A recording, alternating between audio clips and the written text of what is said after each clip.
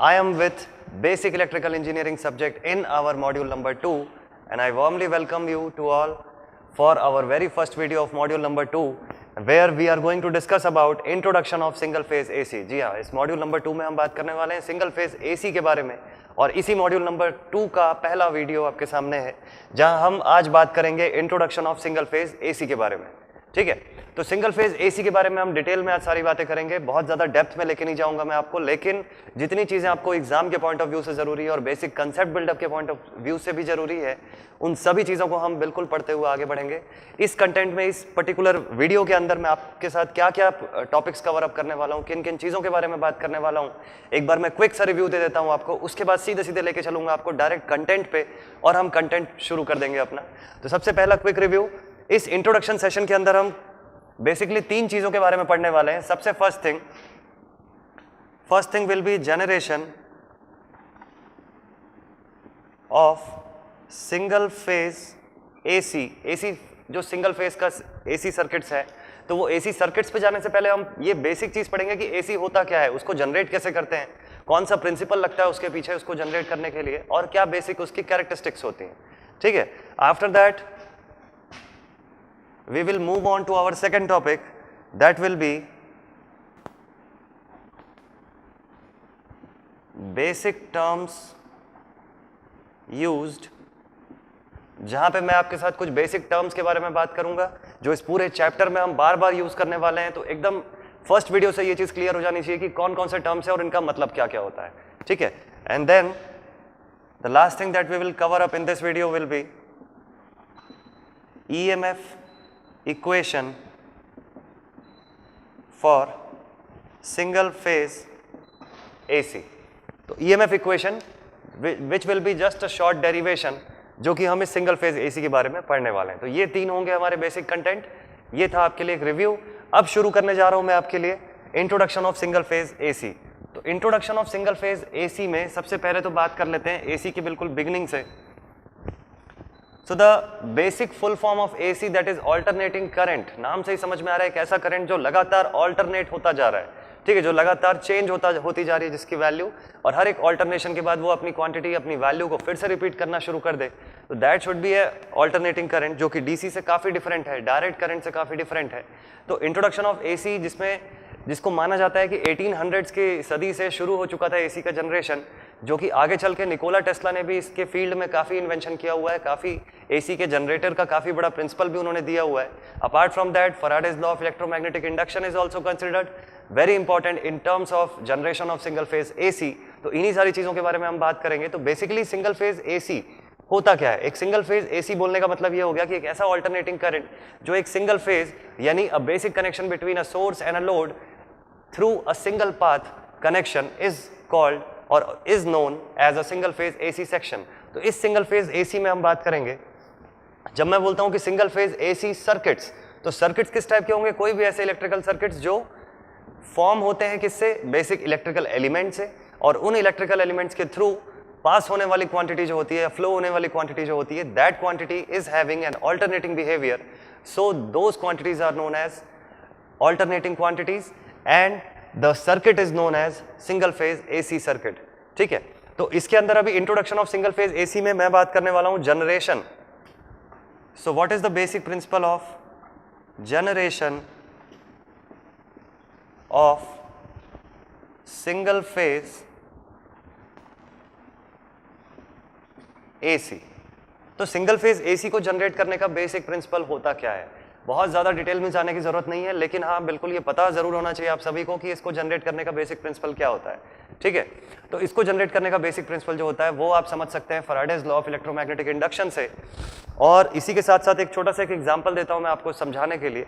Single phase AC को generate करने का एक बिल्कुल बेसिक सा प्रिंसिपल ये होता है कि अगर आपके पास एक सेट ऑफ कंडक्टर्स है और एक यूनिफॉर्म मैग्नेटिक फील्ड है, and if you provide a relative motion between those two sections, then there will be a generation of alternating EMF, and that EMF will be given as E is equals to minus n d phi upon dt। तो क्या मैंने बताया? मैंने ये बताया आपको कि in order to generate a single phase AC you need 2 basic sections। First one should be a set of conductors and second one should be a uniform magnetic field. करना बस आपको ये है कि एक set of conductor और एक uniform magnetic field के बीच में आपको relative motion लेके आना है, यानी किसी एक body को आपको constant रखते हुए किसी दूसरी body को आपको move कराना है उसके across, और in that condition an EMF will be induced in the conductors and that EMF will be given as E is equals to minus n d phi by dt, where this n stands for the number of turns of conductor, d phi by dt stands for the rate of change of flux linked with the system, and minus sign states the opposing nature of EMF on the basis of Lenz's law. ठीक है, तो ये होता है basic condition electricity यानी single phase AC के generation का. ठीक है, तो सिंगल फेज एसी के जनरेशन को आप समझने के लिए छोटा सा डायग्राम देख सकते हैं. ये सिंगल फेज एसी के जनरेशन का एक तरीका मैंने बताया हुआ है. यहाँ पे एक यूनिफॉर्म मैग्नेटिक फील्ड की अगर आप बात करें तो uniform magnetic field having a flux density b tesla को हम अप्लाई कर रहे हैं by using two sections of permanent magnet with opposite poles facing each other. तो डेफिनेट थिंग है कि अगर यहाँ पे दो सेक्शंस मैंने यहाँ पे प्लेस करके रखे हुए हैं, दो मैग्नेटिक सेक्शंस हैं और दोनों अपोजिंग पोल्स के हैं, एक नॉर्थ पोल है दूसरा साउथ पोल है, और आप सभी जानते होंगे कि magnetic line of forces definitely tend to move from the north towards the south pole. So in that section आपको कुछ ऐसे मैग्नेटिक लाइन ऑफ फोर्सेस दिखनी शुरू हो जाएंगी नॉर्थ पोल से साउथ पोल के डायरेक्शन में.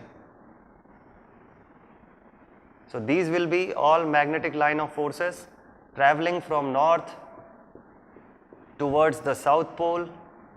Quickly draw कर लेते हैं इसको जरा. और जैसा कि मैंने आपको बताया सिंगल फेज एसी के जनरेशन में important thing is the relative motion between set of conductors and uniform magnetic field. तो यहाँ set of conductor तो नहीं अवेलेबल है, लेकिन यूनिफॉर्म मैग्नेटिक फील्ड जरूर आपने क्रिएट कर लिया. अब अगला चीज जो हम इसके अंदर इंट्रोड्यूस करेंगे that will be a set of conductor having n number of turns. तो आप देख सकते हैं मैंने यहाँ पे एक सेट ऑफ कंडक्टर को प्लेस करके रखा हुआ है. इसके अंदर ये लाइन मैंने ड्रॉ कर दिया जो शो करेगी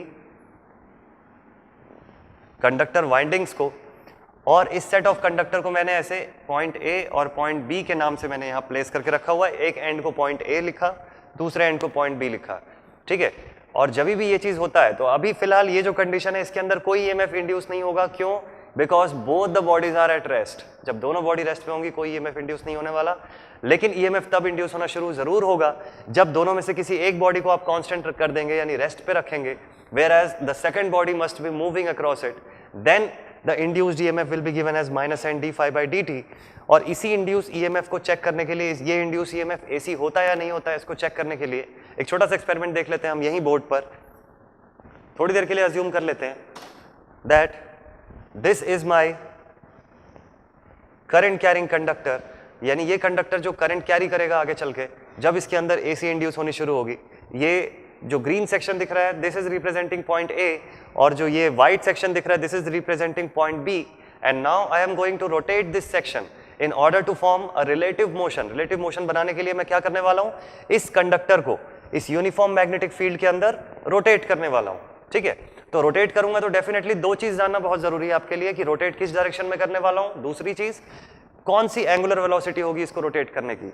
तो उसको मैं लिख देता हूं यहां जल्दी से.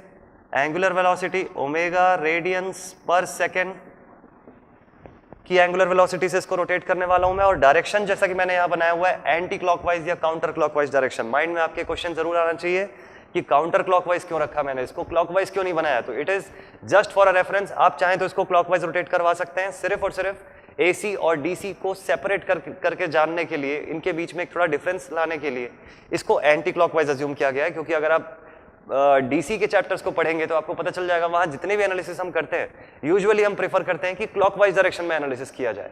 तो एसी का भी मिक्स एंड मैच ना हो जाए इस कारण से हम कोशिश करते हैं कि इसको एंटी क्लॉकवाइज अज्यूम किया जाता है universally.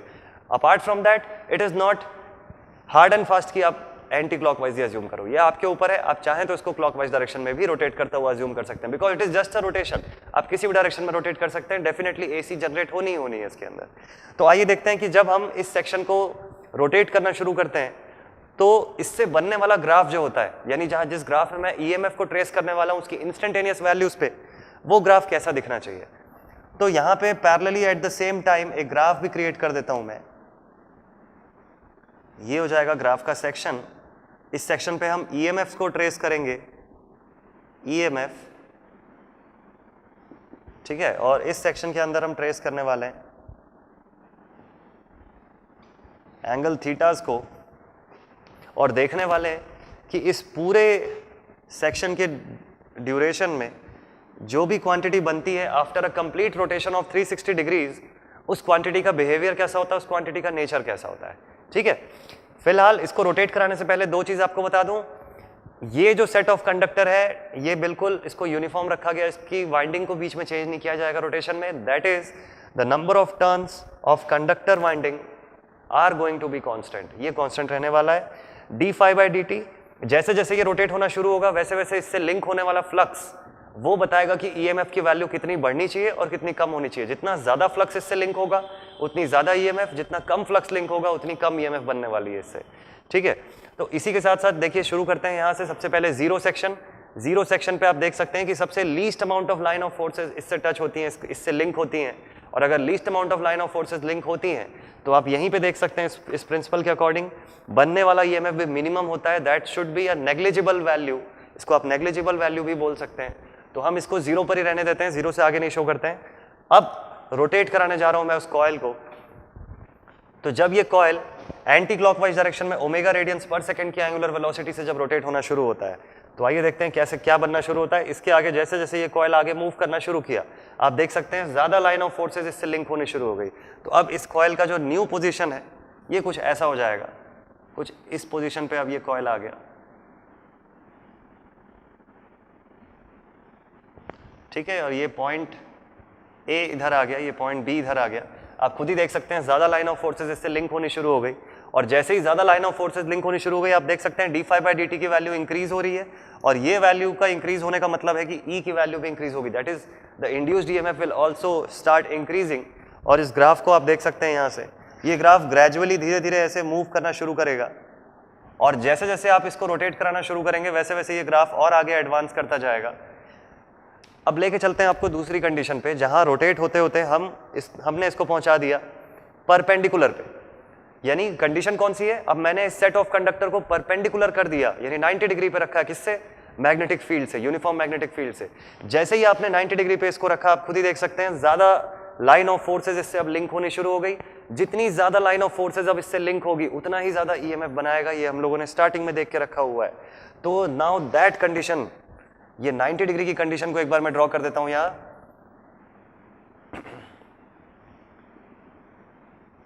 This is the condition of that 90 degree, और इस 90 डिग्री की कंडीशन में आप देख सकते हैं ज्यादा यानी मैक्सिमम अमाउंट ऑफ फ्लक्स जो होती है वो लिंक होती है उस कॉइल से। अगर maximum amount of flux link होती है तो बनने वाला ईएमएफ भी अपनी पीक वैल्यू पे होना चाहिए। So for this instant this is the value of EMF that we are having, and now we have named it as E max or EM in positive direction, forward direction में पहला peak value मिल गया हमको। यहां तक हम लोगों ने अपना 90 डिग्री का रोटेशन कंप्लीट कर लिया। Now we are headed up towards the 360 degree rotation. अब 360 डिग्री रोटेशन की तरफ हमको हेड अप करना है। तो आगे बढ़ाते हुए इसी सीरीज में अब इस सेक्शन को मैं आगे रोटेट करवाना शुरू करता हूं। आप देखते जाएंगे कि जैसे जैसे मैं इसको आगे रोटेट करवाऊंगा, यहां से लाइन ऑफ फोर्सेस जो होंगी अब वो इससे नई लिंक होनी शुरू होंगी, और लिंक नहीं होंगी तो ईएमएफ की मैग्नीट्यूड फिर से रिड्यूस होनी शुरू हो जाएगी। अगर मैग्नीट्यूड रिड्यूस होनी शुरू होगी तो डेफिनेटली ये ग्राफ भी ऐसे नीचे जाता हुआ दिखाई देगा आपको। ये ग्राफ ऐसे नीचे जाते जाते एक ऐसा पॉइंट आएगा जहां पे ये पॉइंट ए और बी अब रिवर्स हो जाएंगे। अब ये रोटेट होते होते पॉइंट ए यहां पर आ जाएगा, पॉइंट बी रिवर्स डायरेक्शन में आ जाएगा, और ये ग्राफ आपकी रेस्ट कंडीशन पे पहुंच जाएगी, दैट इज एट 0।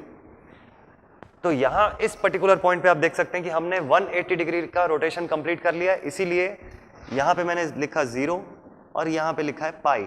ठीक है, तो इस 180 डिग्री रोटेशन में ये पर्टिकुलर ग्राफ हम लोगों ने ट्रेस किया। ये कैसे ट्रेस किया? हर एक इंस्टेंट की वैल्यू को ट्रेस करते गए और उसके बेसिस पे जो ईएमएफ मिला उसको यहाँ पे पॉइंट आउट करते गए। जब पूरी लाइन को आप मैच करेंगे, पूरी लाइन को आप कनेक्ट करेंगे तो ऐसा ग्राफ आपको मिल जाएगा। नाउ हमारी 360 डिग्री की रोटेशन को कंप्लीट करने के लिए हम फिर से एक बार इसको आगे रोटेट करना शुरू करेंगे। तो आप देख सकते हैं इसकी पोलैरिटी अब रिवर्स हो चुकी है। अब ए जो यहाँ पे था अब ये रिवर्स डायरेक्शन में आ चुका है, बी उल्टे डायरेक्शन में जा चुका है, तो डेफिनेटली अब जब मैग्नीट्यूड इंक्रीज होगा तो फॉरवर्ड डायरेक्शन में ना इंक्रीज होकर रिवर्स डायरेक्शन या नेगेटिव डायरेक्शन में इंक्रीज होना शुरू हो जाएगा, पोलैरिटी शिफ्ट हो जाएगी। तो पोलैरिटी अगर शिफ्ट होगी तो फिर से वही कंडीशन, जैसे जैसे ये ज्यादा फ्लक्सेस से लिंक होना शुरू होगा वैसे वैसे ज्यादा ईएमएफ बननी शुरू हो जाएगी, और रिवर्स डायरेक्शन में ग्राफ आगे बढ़ते हुए फिर एक पॉइंट अचीव करेगा जहां पे ईएमएफ हो जाएगा maximum, but the direction will be negative, that is in opposite side.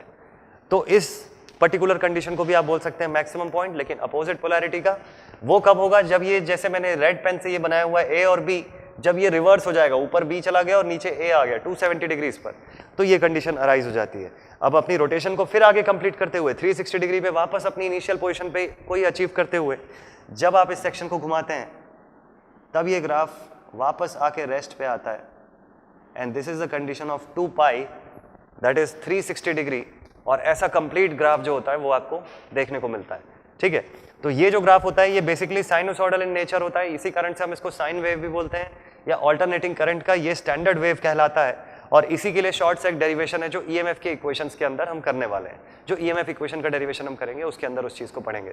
तो ये बेसिक तरीका होता है इसको जनरेट करने का, सेम इसी मेथड का यूज करके, सेम इसी प्रिंसिपल का यूज करके एक और तरीके से आप एसी जनरेट कर सकते हैं, दैट इज अगर आपने इस सेक्शन को कांस्टेंट रख दिया और मैग्नेटिक फील्ड को रोटेट कराना शुरू किया इसके रेस्पेक्ट में, तो भी आपको सेम क्वांटिटी ही मिलेगी। तो यही दो बेसिक कंडीशंस होते हैं इसको जनरेट करने के। और एसी का basic nature, basic characteristic quickly आपको मैं बता दूं कि क्या क्या बेसिक कैरेक्टरिस्टिक मिली आपको इस वेव फॉर्म को देख के, आप कैसे सेपरेट कर सकेंगे, कैसे डिफर करेंगे कि डीसी और एसी का खास डिफरेंस क्या क्या होता है। तो देखिए सबसे पहला डिफरेंस तो आपको दिख सकता है कि there are numerous instantaneous values. मैं अगर यहाँ पे 1, 2 एंड 3 तीन इंस्टेंट्स में अगर मैं इसको डिवाइड कर दूं तो आप चेक कर लीजिए यहाँ पे हर इंस्टेंट पे एक नई वैल्यू मिल जाएगी आपको, हर इंस्टेंट की वैल्यू कुछ न्यू मैग्नीट्यूड के साथ आपको दिखने शुरू हो जाएगी। तो हर एक इंस्टेंट की वैल्यू अलग अलग होती है। वेयर एज अगर मैं डीसी की बात करूं तो ये देखिए अपन ने उस चैप्टर में भी पढ़ा हुआ था, डीसी का अगर मैं वेव फॉर्म बनाऊं, डीसी का ग्राफ बनाऊं तो ये कुछ ऐसा दिखता है। ये वोल्टेज का अगर मैं ग्राफ बनाऊं, ये टाइम इन सेकेंड्स, इसकी अगर मैं ग्राफ की बात करूं तो this is a constant DC supply, steady state supply जिसको हम लोग बोलते हैं। ठीक है, तो उससे और इसे आप कंपेयर करके देख सकते हैं एसी और डीसी के बीच का खास डिफरेंस। सबसे फर्स्ट थिंग, हर एक इंस्टेंट पे सेपरेट वैल्यू। डीसी के अंदर भी एक काम करते हैं, 3 इंस्टेंट ले लेते हैं। For all these 3 instants we are having same magnitude. पहला डिफरेंस मिल गया होगा आपको, एसी और डीसी के बीच का difference in terms of magnitude, in terms of instantaneous value. Second thing, आप देख सकते हैं इस कंप्लीट एसी साइकिल में, इस पूरे सेक्शन को हम बोलते हैं, इस पूरे ग्राफ के पोर्शन को बोलते हैं 1 एसी साइकिल, एक कंप्लीट एसी साइकिल, जब क्वांटिटी 0 से ओरिजिनेट होके 360 डिग्री की रोटेशन अपनी पूरी कर लेती है। तो इस कंप्लीट एसी साइकिल में इसकी बेसिक टेंडेंसी देखिए, यहाँ पे 2 बार पीक वैल्यू इसने अटेन किया, एक पॉजिटिव पीक वैल्यू, एक negative peak value, whereas in terms of DC you can never see any peak value terms. यहाँ कोई पीक वैल्यू नहीं है, ये पूरी कांस्टेंट वैल्यू है। अगर सपोज इसकी मैग्नीट्यूड 110 वोल्ट्स डीसी है तो definitely till the end it will be 110। इसकी इंस्टेंटेनियस वैल्यू में कोई चेंज नहीं है, इसकी पीक वैल्यू में कोई चेंज नहीं है। जबकि एसी में आप देख सकते हैं 2 बार पीक वैल्यू अटेन होती है, 3 बार ये 0 वैल्यू भी अटेन कर लेती है, और हर इंस्टेंट पे न्यू या डिफरेंट वैल्यूज आपको मिलती हैं। ठीक है, एक खास चीज और आप देखेंगे कि इसकी साइकिल जो बनती है, इस साइकिल की 3 बेसिक कैरेक्टरिस्टिक, जैसा कि अभी हम लोगों ने बोला, 2 मैक्सिमम वैल्यू, 3 0 वैल्यू और कई सारी इंस्टेंटेनियस वैल्यूज। इसको ऑल्टरनेटिंग बोलने का की खासियत है। इसको ऑल्टरनेटिंग बोलने का मतलब ये है कि जब अगर 360 के बाद मैं अगला रोटेशन शुरू करूंगा तो बिल्कुल जैसा ग्राफ मैंने अभी बनाया हुआ है, सेम वैसे ही ग्राफ यहां से फिर से कंटिन्यू होना शुरू हो जाएगा, और ये ऐसे ही ग्राफ ट्रेस करती रहेगी लगातार। इसकी ग्राफ की जो सेकेंड साइकिल जहां से शुरू होगी उसका फर्स्ट हाफ और पहली साइकिल का फर्स्ट हाफ बिल्कुल सेम रहेगा, उसके हर एक इंस्टेंट के फॉर्म में सेम रहने वाला है। ठीक है, यही कारण है कि हम इसको ऑल्टरनेटिंग करंट बोलते हैं। अगर ये सेम नहीं होता तो हम इसको ऑल्टरनेटिंग करंट नहीं बोल पाते। दूसरी चीज, ये पूरी ग्राफ साइनोसॉइडल फॉर्म में बनती है, इस कारण से हम इसको साइन ग्राफ बोलते हैं या साइन वेव भी बोलते हैं। ठीक, तो ये था कुछ basic detail about generation of single phase AC. ये पूरा कंसेप्ट आई होप कि आपको समझ में आया होगा। लेके चलता हूं आपको क्विकली नेक्स्ट टॉपिक पे, नेक्स्ट पॉइंट पे। अब जहां पे अपने इस नेक्स्ट पॉइंट पे मैं बात करूंगा आपसे कुछ basic terms used in generation of single phase AC and through out the chapter that will be used. ठीक है, तो आइए देखते हैं कुछ इंपॉर्टेंट पॉइंट्स, लिखते जाता हूं मैं बोर्ड पे यहाँ पे आपके लिए और पढ़ते जाएंगे और समझते जाएंगे। Basic terms used in single phase AC. तो आइए देखते हैं सेकंड सेक्शन पे जहां बात करेंगे basic terms used in the single phase AC. तो बेसिक टर्म्स में आइए लिखते हैं सबसे पहला term, first term that is circuits. तो सर्किट का मतलब जैसा कि मैंने पहले मॉड्यूल में भी आपको समझाया हुआ था, circuit is a combination of various electrical elements, a closed path that is formed by using various electrical elements through which a current can flow. कौन सी करंट? अगर मैं मॉड्यूल 2 की बात कर रहा हूं तो ऑल्टरनेटिंग करंट, मॉड्यूल 1 की बात कर रहा होता तो डायरेक्ट करंट। ठीक है, तो that is a circuit. Second point,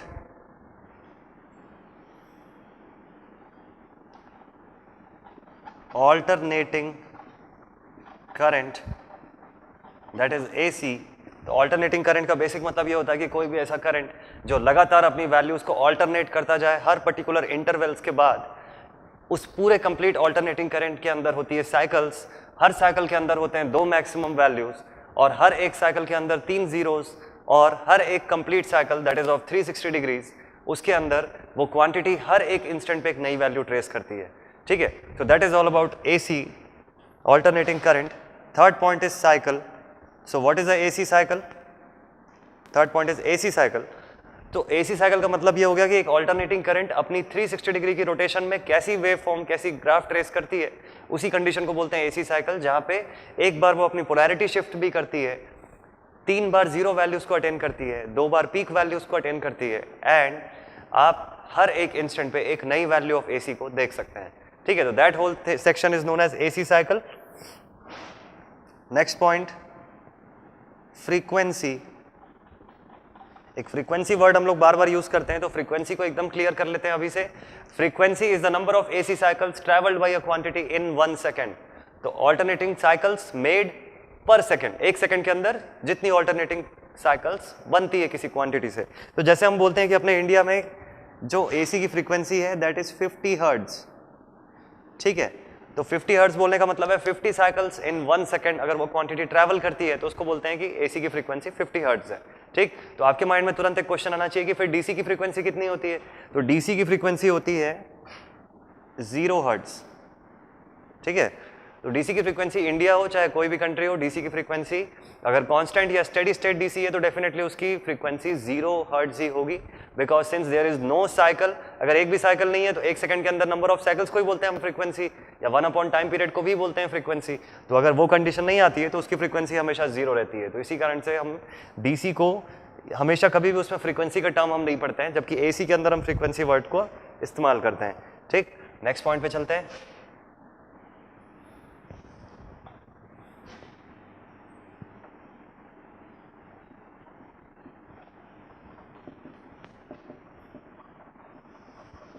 phase difference. Quantities में फेज डिफरेंस कब आता है? क्वांटिटीज में फेज डिफरेंस तब आता है जब एक से ज्यादा ऑल्टरनेटिंग क्वांटिटी को आप एक ही वेव फॉर्म के अंदर ट्रेस करके दिखाते हैं और आपको ये पता चले कि कोई एक क्वांटिटी पहले अपनी पॉजिटिव पीक वैल्यू पे पहुंचती है और दूसरी क्वांटिटी उसके थोड़ी देर के बाद, यानी अलग अलग टाइम इंस्टेंट्स पे जब आप कोई भी क्वांटिटी पॉजिटिव मैक्सिमम वैल्यूज को अटेन करती है, then the condition is known as a condition of phase difference. ठीक है, इसका एग्जांपल मैं आपको उस कंडीशन में उस टाइम पे समझाऊंगा जब मैं आपको लेके जाऊंगा रिप्रेजेंटेशन ऑफ एसी में, जहां मैं आपको पढ़ाऊंगा ग्राफिकल फॉर्म। तो जब ग्राफिकल फॉर्म में जब मैं वेव फॉर्म बताऊंगा आपको, वहां आपको वेव फॉर्म ड्रॉ करके समझाऊंगा कि ये फेज डिफरेंस कैसी कंडीशन को बोलते हैं। और इसी के अंदर फिर 2 टर्म्स आते हैं जो मैं यहां लिखने वाला हूं, where first term is leading phase and next term is lagging phase. तो थ्योरेटिकली अगर मैं आपको डायरेक्टली बता दूं तो लीडिंग और लैगिंग फेज उस कंडीशन को बोलते हैं कि whenever there is a phase difference between 2 alternating quantities expressed on a same wave form. अगर ऑल्टरनेटिंग क्वांटिटीज को आपने एक ही वेव फॉर्म पे एक्सप्रेस करके रखा हुआ है और दोनों के बीच में फेज डिफरेंस है, तो फेज डिफरेंस कब पता चलेगा? जब क्वांटिटीज अलग अलग टाइम इंटरवल्स पे, अलग अलग टाइम इंस्टेंट्स पे अपनी पीक वैल्यू अटेन करती हैं। तो अगर वहां फेज डिफरेंस है तो डेफिनेटली जो क्वांटिटी सबसे पहले अपनी पॉजिटिव मैक्सिमम वैल्यू को अटेन की, that quantity is leading from others. जो क्वांटिटी बाद में अपनी पॉजिटिव मैक्सिमम वैल्यू को अटेन की, that is lagging from the others. तो these are the 2 basic conditions, leading phase and lagging phase conditions. ठीक है, तो ये थे बेसिक कुछ टर्म्स जिनके बारे में हमको पढ़ना था इस चैप्टर को पढ़ने के लिए, इस चैप्टर को जानने के लिए। क्योंकि हम फेज की बात कर रहे थे तो लीडिंग लैगिंग फेज के बिना इसको कंप्लीट नहीं कर सकते थे। तो these were all the basic terms. तो इस पर्टिकुलर चैप्टर में जो 3 सेक्शंस हमको पढ़ने थे उसमें से ये था हमारा दूसरा सेक्शन। क्विकली चलते हैं हम अपने थर्ड सेक्शन पे, जहां मैं आपको बताऊंगा एक शॉर्ट सा डेरिवेशन फॉर ईएमएफ इक्वेशन, जहां पे हम इंस्टेंटेनियस वैल्यू के फॉर्म में ईएमएफ इक्वेशन कैलकुलेट करेंगे from the same equation of E is equal to minus N d phi by d t, उसका यूज करते हुए। और जो एग्जांपल मैंने अभी थोड़ी देर पहले बोर्ड पे आपको बताया था जनरेशन ऑफ एसी में, सेम एग्जैक्टली सेम एग्जांपल का यूज करते हुए हम डिराइव करेंगे EMF equation for single phase AC. तो आइए शुरू करते हैं अपना इस पर्टिकुलर वीडियो का last topic, that is the derivation for EMF equation of single phase AC. तो आइए देखते हैं अपने सेकेंड मॉड्यूल के इस फर्स्ट पार्ट के थर्ड वीडियो में, थर्ड सेक्शन पे, थर्ड पार्ट में, तो जहां मैंने लिखा हुआ है EMF equation of single phase AC. तो जैसा कि आपने generation of single phase AC देखा, बेसिक टर्म्स जो हम यूज करते हैं वो देखा, अब देखेंगे कि ईएमएफ इंड्यूस्ड, जैसा कि मैंने आपको पहले ही बताया हुआ था, induced EMF E is equal to minus N d phi by d t के फॉर्म में हम स्टडी करते हैं। लेकिन अगर आपको वही इंड्यूस्ड ईएमएफ इंस्टेंटेनियस वैल्यू के फॉर्म में एक्सप्रेस करना हो तो उसका एक्सप्रेशन कैसा होगा, उसी के लिए हमको ये डेरिवेशन करने की जरूरत है। तो आइए क्विकली देखते हैं इस डेरिवेशन के अंदर क्या खास चीज है और कैसे इस डेरिवेशन को एक्सप्रेस किया जाता है। कई बार एग्जाम में काफी मार्क्स के क्वेश्चन में आता है ये डेरिवेशन, तो बिल्कुल ध्यान से आप चाहें तो इसको नोट भी कर सकते हैं। तो देखते हैं EMF equation of a single phase AC. ये इक्वेशन बनाने से पहले आपको एक बेसिक कंडीशन अज्यूम करनी जरूरी है। कंडीशन ये होनी चाहिए कि let us assume that we are having a uniform magnetic field. ये ग्रीन कलर की सेक्शन से मैंने जो एक्सप्रेस किया हुआ है, these are the uniform magnetic fields, ठीक है। Uniform magnetic field having a flux density of B tesla, ठीक। मान लेते हैं हम कि इस पूरे फील्ड की फ्लक्स डेंसिटी जो फिक्स्ड है दैट इज बी टेस्ला या B weber per square metre, ठीक है। एंड देन इस सेक्शन के अंदर हमने एक कॉइल को एक्सप्रेस करके रखा हुआ है। ये कॉइल जो है एक सेट ऑफ कंडक्टर है जिसकी नंबर ऑफ टर्न्स n होनी चाहिए, n नंबर ऑफ टर्न्स का वुंडेड कॉइल है ये। इस कॉइल को हम रोटेट कराने वाले हैं। आप देख सकते हैं कि जब मैंने एसी के जनरेटर का एक्सप्रेशन लिया हुआ था, एसी के जनरेटर का एक डायग्राम बनाया हुआ था, तो शुरुआत किया था मैंने जीरो पोजीशन से, ठीक है। तो वो जीरो पोजीशन जो है हम यहाँ पे ये अज्यूम कर रहे हैं कि ये कॉइल ऑलरेडी अपनी रोटेटिंग स्टेट में आ चुका है। किस डायरेक्शन में रोटेट हो रहा है ये? एंटी क्लॉकवाइज डायरेक्शन में रोटेट हो रहा है। एंगुलर वेलोसिटी इसकी क्या होनी चाहिए? ओमेगा रेडियंस पर सेकेंड। तो ओमेगा रेडियंस पर सेकंड की एंगुलर वेलोसिटी से इस पर्टिकुलर कॉइल को एंटी क्लॉकवाइज डायरेक्शन में घुमाना शुरू कर चुका है। तो अभी फिलहाल जो ये कंडीशन बोर्ड पे ड्रॉन है, इस कंडीशन में ये कॉइल अपनी जीरो पोजीशन पे नहीं है, ये ऑलरेडी रोटेटिंग कंडीशन पे है। तो अगर रोटेटिंग कंडीशन है तो कोई भी एक रैंडम पॉइंट हो सकता है जिसके लिए हम डेरिवेशन कर रहे हैं। इस रैंडम पॉइंट पे आप चाहें तो यहाँ देख सकते हैं, तो maximum flux linking with the section is phi m, लेकिन ये तब होगा जब ये कॉइल इसके साथ परपेंडिकुलर पोर्शन में आ जाएगी। इसी कॉइल के दो अलग अलग कंपोनेंट्स मैंने बना के रखे हुए हैं, phi m cos omega t and phi m sine omega t, that is its perpendicular and parallel components. तो फिलहाल जब ये अभी रोटेटिंग स्टेट में है और अपनी जीरो पोजीशन से आगे निकल चुका है, तो अब अगर इसके लिए आपको ईएमएफ की एक्सप्रेशन लिखनी है तो शुरुआत करते हैं हम उसी एक्सप्रेशन से जो हम जानते हैं, that is E is equal to minus N d phi upon d t, ठीक है। और इस पर्टिकुलर शोन कंडीशन के लिए, फॉर द गिवन कंडीशन, देखिए आपके माइंड में ये बिल्कुल क्लियर होना चाहिए कि डेरिवेशन कर क्यों रहे हैं। इस डेरिवेशन की रिक्वायरमेंट ये है कि हमको इंस्टेंटेनियस के फॉर्म में ईएमएफ वैल्यू को एक्सप्रेस करना है, ईएमएफ की वैल्यूज को एक्सप्रेस करना है। So for the given condition we can write phi is equal to phi m cos omega t. Sine omega t का फंक्शन क्यों नहीं लिया? क्योंकि that is its parallel component. फिलहाल जब ये रोटेटिंग कंडीशन में है तो इसका परपेंडिकुलर कंपोनेंट अभी वर्क कर रहा है, तो that is phi m cos omega t. And now if this is our first equation, then I can write it as putting phi is equals to phi m cos omega t in equation 1. First equation में put कर देते हैं इस वैल्यू को। So now we will have E is equals to minus n d upon dt of phi m cos omega t. So being a constant term, phi m को यहाँ लिख दिया, and now differentiation of cos omega t with respect to d t. तो इसको हम ऐसा लिख सकते हैं कि E is equal to minus N phi m, और डी टी के रिस्पेक्ट में कॉस ओमेगा टी को डिफरेंशिएट किया, तो ओमेगा माइनस के टर्म में साइन ओमेगा टी, ठीक है। तो माइनस साइन को कैंसिल आउट करते हुए लिखते हैं यहाँ पे माइनस एन, सॉरी ये अब माइनस साइन हट जाएगा यहाँ से, N omega phi m sine omega t. बिल्कुल सिंपल सा डेरिवेशन है इसका, पूरे स्टेप वाइज आप कर सकते हैं, कोई खास चीज़ नहीं है इसमें याद रखने लायक। बिल्कुल सिक्वेंशली अगर आपको ट्रिग्नोमेट्रिक रिलेशंस पता है, सीधे सीधे आप सॉल्व करके बना सकते हैं इसके डेरिवेशन।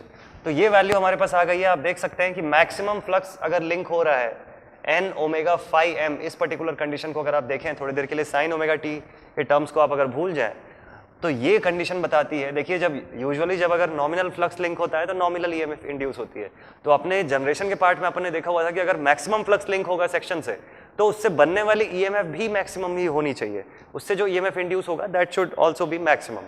ठीक है, तो हम ये जानते हैं कि here N omega phi m represents the maximum EMF EM. तो अगर ये कंडीशन है तो इस कंडीशन के लिए मैं इन तीनों को रिप्लेस कर सकता हूं ईएम से। तो यही करने वाला हूं मैं यहाँ पे, मैंने यहाँ लिख लिया E is equals to EM sine omega t, और ये मेरे पास आ गया इंस्टेंटेनियस वैल्यू ऑफ ईएमएफ का इक्वेशन।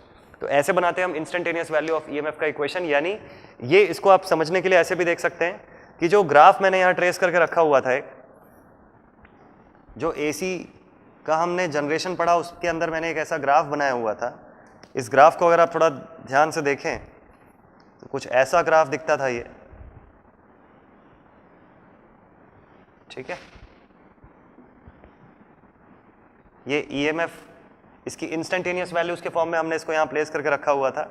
यहाँ maximum EMF in positive direction और यहाँ maximum EMF in negative direction, ठीक है। इसके ये सारे सेक्शंस थे 0 pi and 2 pi, that is for 180 degree and 360 degrees. और यहाँ मैंने आपको जैसा बताया था पिछले बार कि आप हर एक इंस्टेंट की वैल्यू को ट्रेस करते जाते हैं, तो आपके माइंड में तुरंत ये क्वेश्चन आया होगा कि ये इंस्टेंट की वैल्यूज होती क्या है। तो ये जो डेरिवेशन किया हम लोगों ने, ये उसी इंस्टेंट की वैल्यू को कैलकुलेट करने के लिए किया, जहाँ पे ये साइन की वैल्यू मिली। और इसी कारण से मैं बार बार ये टर्म यूज करता हूँ कि this is a sinusoidal wave form, ठीक है। साइन के एंगल के फॉर्म में हमको ये पीक वैल्यूज पूरी मिलनी शुरू होती है।